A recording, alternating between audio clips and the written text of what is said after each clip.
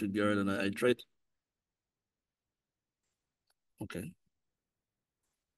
I'm not sure what happened there just now. Something we're recording came up. Just 1 second.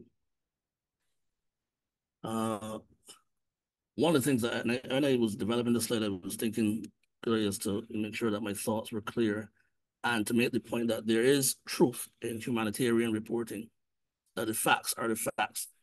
Oftentimes, when you are reporting on what's happening at a humanitarian level, and for me, that is authentic journalism that saves lives. Oftentimes, I read a lot of reports and a lot of entities who are offering fellowships, and these fellowships are taken up by journalists in Africa and the Pacific, and you see a lot of the stories that are very heart-wrenching that people want to read, and I'm not saying that we're not seeing a lot of that in the Caribbean. And the other point is that I think, and I know that given the challenge with the small newsrooms and persons working to deadlines, it is difficult for us to have what we call developmental journalism in the Caribbean. A little bit, I mean, you see some of it, but a lot of it too is also coming from persons who are not what we call bona fide journalists or reporters. A lot of it is coming from persons who have an interest in the subject, or persons who they don't have all the facts, but write stuff around their thought. And think about it, those persons oftentimes have a lot of followers on social media. One of the things too that came out the last session where somebody said to me that journalists don't have time to do research, but research is critical. If you are a journalist who's worth your salt, despite the challenges of you're doing a story, you have to do research. It's not that somebody's just going to hand it to you. So that's one of the things I want to say, that research is necessary, especially when you are going to be in a subject area such as disaster management. I'm challenged sometimes for the two regional press conferences that we've had since I've been with CEDIMA. We have about 26 or 27 news reporters on that call. And you get the same two questions coming from the journalists all the time. Two basic questions. Are all the countries ready for June 1st for the hurricane season? And are there any countries that you would say that need to do something to make sure that the country is ready? Outside of that, no other questions. And we spend an hour asking any questions, but those are the two questions that come, nothing more.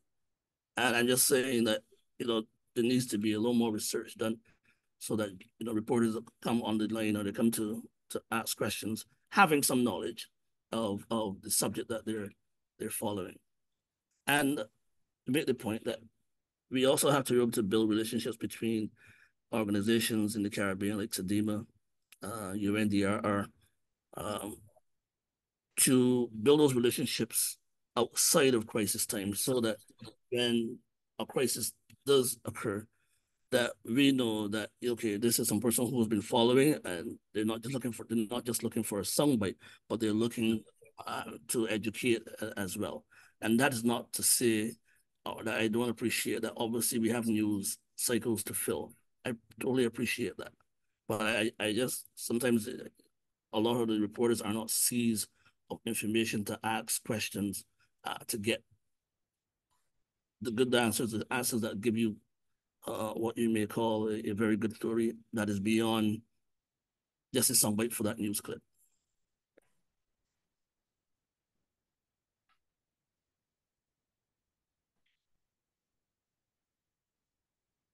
And I think I wanted to end with this one, which is that we need more humanitarian journalism, which cares less about how newsworthy a crisis is and more about the scale of suffering, that it's about the people.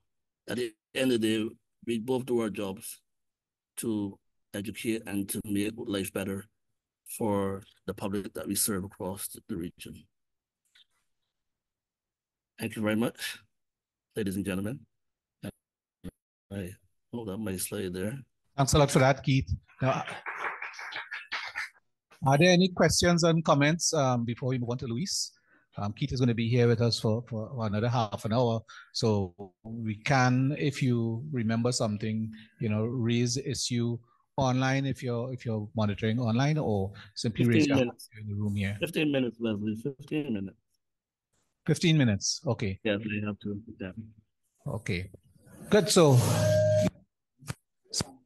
Anchor Price. I take what Keith said about the small newsrooms and no time to develop beats, and as well as not making the level of contact with the agencies. Only people who have a real interest in this type of environmental type of reporting and whatnot tend to do that. And Keith would know, I guess 2 decades ago, we had like Terry Ali, military, who would have been interested in these sort of things, and a few others since then. But really and truly, you don't get that. What he also says is true about when you go to these regional things. I sit and I listen. I can't believe people are just asking the same questions all the time without going into any depth. But having agreed with you there, I would also say, Keith, that one of the things that I think the agencies need to do, and certainly this came to me by coming here, is that they also need to reach out to the media houses. Not wait to June, but like now we're reaching out to the media houses. We're trying to put on things like having talks like this with the newsrooms, some of the newsrooms around the islands as well. I think that would be extremely helpful, so that people know what you're doing and what you're capable of offering them, because people are more involved on a daily basis with covering the politics and the economics and whatnot within the country. They only look at any impending danger when it's imminent. So I think that's something that you can look at as well. Your reaction. If I could respond, and I agree with you, and what I will say is, since I've been here, I've created a WhatsApp group we did some training back in 2022. Yes, I think Sean Farrell from CBC was there, if I remember. And what we did was we did the same training that you spoke about, and we created a WhatsApp group of those journalists from across the region who attended. There were about 28 persons. And what I've been trying to do since then is to fill that WhatsApp group with journalists who have an interest, or I can share the information. Only yesterday morning, I was speaking to one of my seniors, and we did agree that what we need to also create later in the year, if funding is allowed, to have what we call a morning or a breakfast morning conversation with editors and managers like yourself, so that we give you the context of what we are doing and what is happening in the region. Because oftentimes what you see is that you see a reporter who is sent on training, but that reporter, when he comes back, is not doing any necessarily. But by the time you get on the plane and you come back, that may not be in your head. And you can see that especially when people ask questions, as I said earlier during the press conferences. But I agree with you that we need to also reach out. I've been beginning to do that in the Caribbean. But again, you know that disaster management is not a sexy subject until it gets to the impact. And that's, we have to begin to change those mindsets, that there are stories about people, how people are living, what is happening, landslides, flooding, not just hurricanes, because that's another point. The Caribbean is not just hurricanes. We have a multi-hazard environment in which we live, and I can think of a dozen hazards that we have in the Caribbean. And therefore, we need to be able to train our minds that it's not just June to November. It is January to February, January to December that we can have any kind of those hazards. But I agree with you. We will reach out a little more. Emma?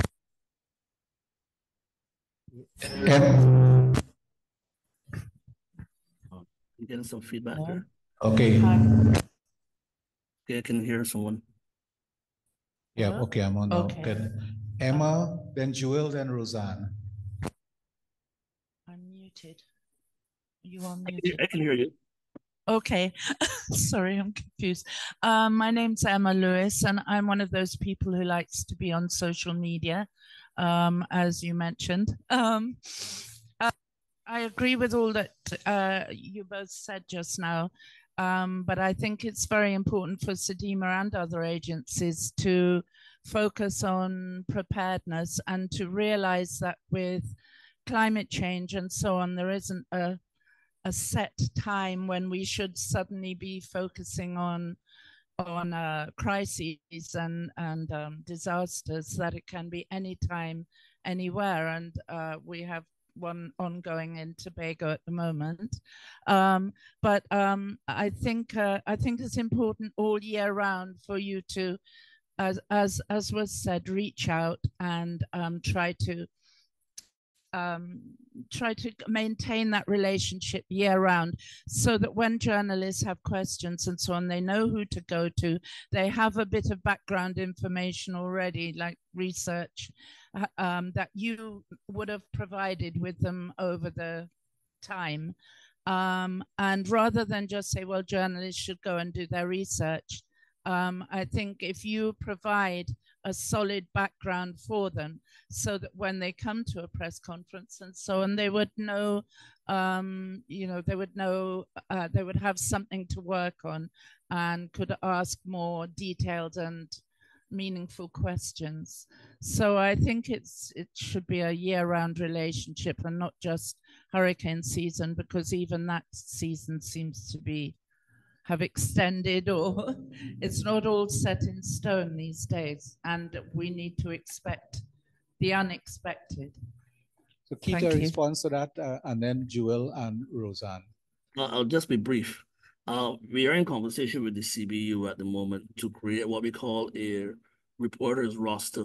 Can you hear me? Are you hearing me or you're not hearing me? Okay, better. Okay, I'm in discussion with the CBU to create what we call a reporter's roster, so that when we have various tours of duty, when there's any impact or impending threat, that we have a roster of journalists from across the region that we can choose from to take in our tour of duties. I think in the case of CBC, I'm aware that I think Crystal Hoyt went to Haiti sometime, I think a couple of years ago, maybe 2 years ago, I think, Sanka. So to do more of that. But in order to do that, we also explain that we need to train journalists and reporters who have an interest, because there's no sense in just sending anybody, but people have to have an interest in the area.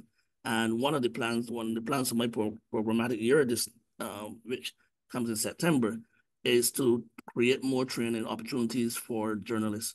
We're also in discussion with an agency called Internews, who provides training for journalists in the area, particularly in Barbados and Dominica, and they're trying to widen that. And I'm amazed that they have a whole set of fellowships that look at both health and climate change. And they've reported to me that no journalists in the Caribbean have been taking up these fellowships. And these fellowships are like $5,000 US. Part of the excuse, or part of the, no, let me say excuse, part of the explanation being given is that people don't have time. Because again, of the same issues that we raised with smaller newsrooms, people want their rest. Those are some of the issues that were raised. But I'm saying, and to answer your point about the information is there. Like, you can go on our website and see all the information. When I was in my journalistic time in Sanka, could say, part of your job is to do the research, so that you can ask the questions that we may not necessarily be seeing from the point of the disaster agency. We have to ask this question to probe. Probing is so important, and then at all this time, there's no stupid question. There's an answer, but we just have to probe.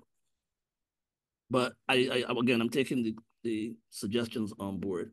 But I would like for your media houses, if it can be shared with the list, for your journalists and your reporters to be part of that roster that we want to be able to fill out, so that we can have people who can go on tours of duties and see what is really happening across the region. That Keith, Jewel, then Roseanne, and very quick, because we have to release Keith.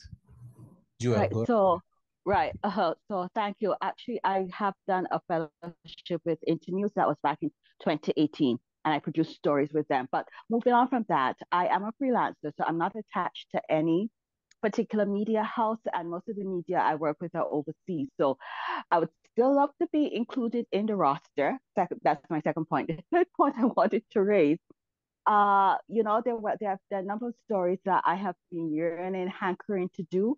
I did approach the UNDP about one of them, and they said it had to be something like it was like self-sustaining, like a community type ongoing project and so on.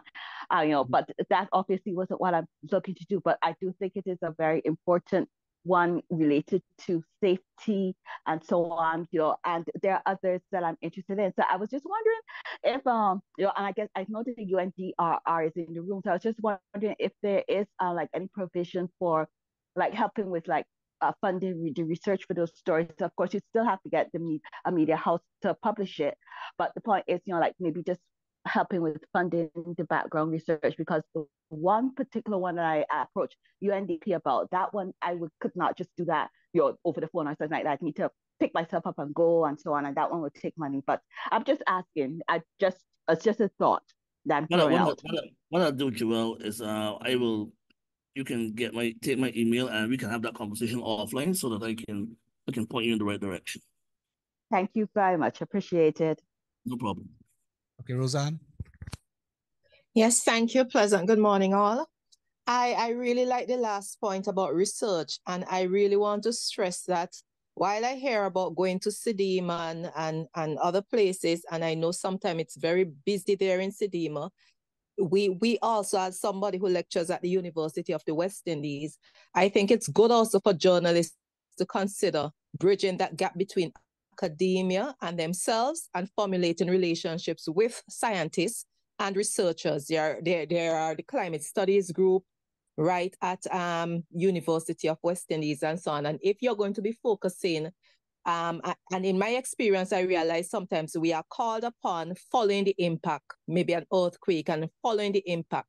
But prior to that, or even after, there is no real engagement with researchers. So for example, we had the St. Vincent eruption, we have the Dominica earthquake, and I've been to Dominica where the post-traumatic stress and what has been happening in terms of assistance, there is a major gap there when it comes to the psychosocial, which I mentioned earlier. And right in St. Vincent, similarly, following the earthquake, there was no follow-up, and there were these indirect deaths that people assume had to do with the impact in BVI similarly. So there are stories out there that I think is of interest to the people.